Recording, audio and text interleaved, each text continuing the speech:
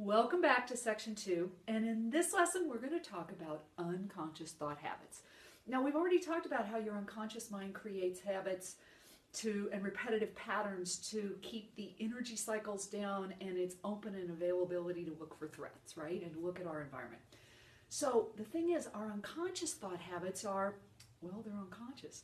So we don't even know they're happening a lot of the time.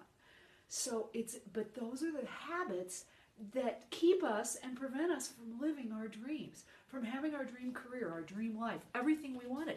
And when we release and change those thought habits, well, our life changes too. Now, these thought habits were created most of our thought habits are created in our childhood. And we've already talked about the fact that as children we don't have a critical faculty. And we learned that in section 1.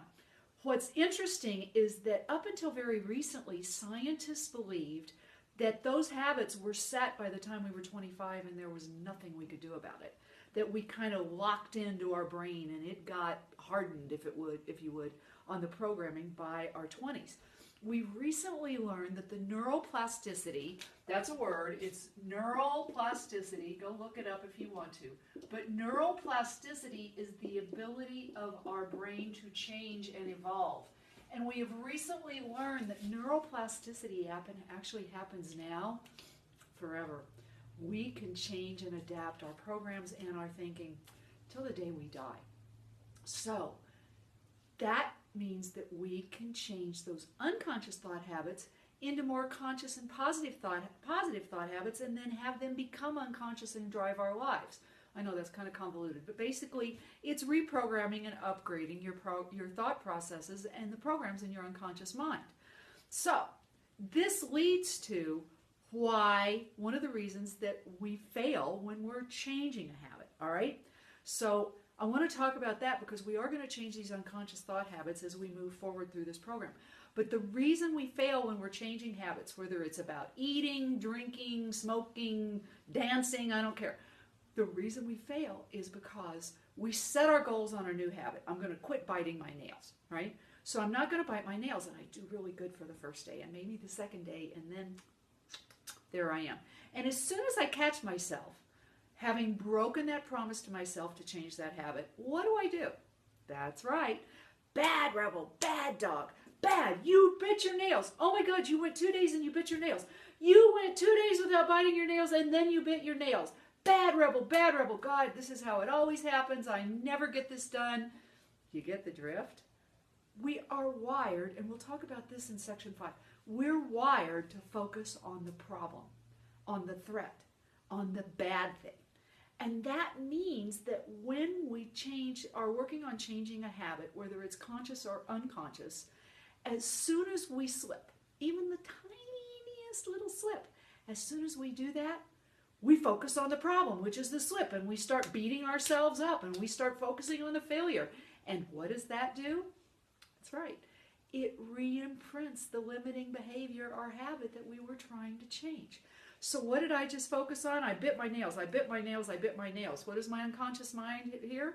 Must want to bite her nails. Wow, must want to bite her nails. Problem, problem, problem. And that is why we so often fail when we're getting ready to change a habit. Because instead of going, oh gosh, I bit my nails, so what? I am going to grow my nails. I'm going to grow my nails. I'm going to grow my nails. Instead of doing that when we slip, we focus on what we did that was wrong and we re-imprint the wrong habit or pattern. So, once again, focus on what you want. I know you've heard me say that, and you will hear me say that again and again and again. But here's what I want you to do. I want you to start to pay attention to what happens when you do something that's not what you want and how badly you beat yourself up, all right? I want you to identify yourself doing that, and those are the tips of the iceberg of your unconscious thought habits that are limiting to yourself. So this is just a little different facet of them and a little different way for you to get to them, all right? That's what I'm giving you, because the whole idea is we've got to find them, and then we'll focus them out of existence, and we will rewrite them, literally reprogram them. So I want you to focus on what you want, but at the same time, I want you to pay attention to every time you beat yourself up because something happens that isn't exactly like what you might have wanted, all right? So that's what I want you to do. Continue on your audio, continue with that program, continue paying attention to what your Groundhog Day patterns are, the repetitive patterns in your life that you're just like, God, that happened again. You know, mine was bad men and bad clients in tech. That was my two, and a few self-defeating things that I did. But find those Groundhog Day patterns, and then also continue to look for your autopilots and shift your autopilots. Shift and shuffle, shift and shuffle. Identify and shift. So, and now add to that, focus on what you want, and notice how you beat yourself up, and note those scary thoughts, because those are part of your limiting thoughts and behaviors, all right? So that's this lesson, and we'll be back for the next one.